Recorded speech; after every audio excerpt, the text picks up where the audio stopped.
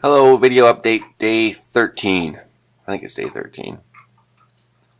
So everything's doing pretty good. The polysperma was the hardest hit by the change to the new tank. I've learned that the darker the stem on the polysperma, I can get a shot of it here, is the softer. So there, you see that new growth coming up out of that junction. The stem is all nice and green.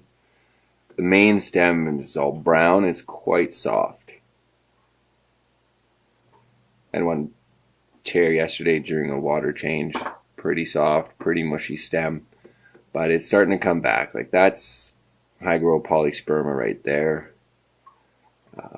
The polysperma rosa nervig, which also is that pretty much naked stem there with a little bit of new growth.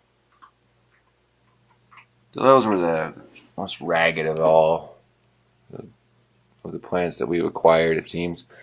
Also, update, new inhabitants. Ram's horn snail.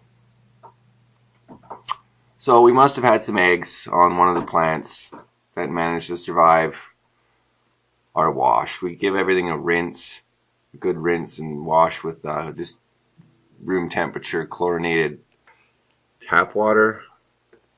But we must have missed some ram's horn eggs, or maybe a snail or two, because now they weren't here yesterday that I could notice, and then this morning, boom, snails. But not bad as far as snails go to have ram's horns. Typically, they're going to eat algae, they're going to eat dead and decaying leaf matter, they're going to eat excess foods on the bottom, perhaps. I have read that they have been known to eat soft stem plants like kabamba and such.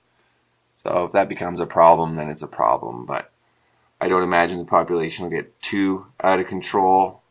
The tank might be in a state of overfood, like too much overfeeding right now, but I haven't put any food in there. So it's just detritus, just dead and rotting leaves, providing the food for the shrimp so far and the snails. We did spot feed some of the shrimp, some cucumber to get all 5. So all 5 are still alive and doing well. At least 2 have molted.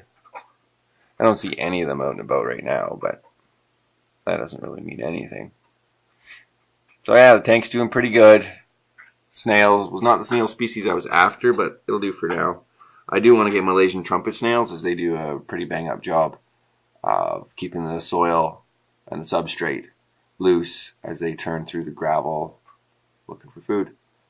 So that's where we're at. About to do a water change. Day 13. There you have it.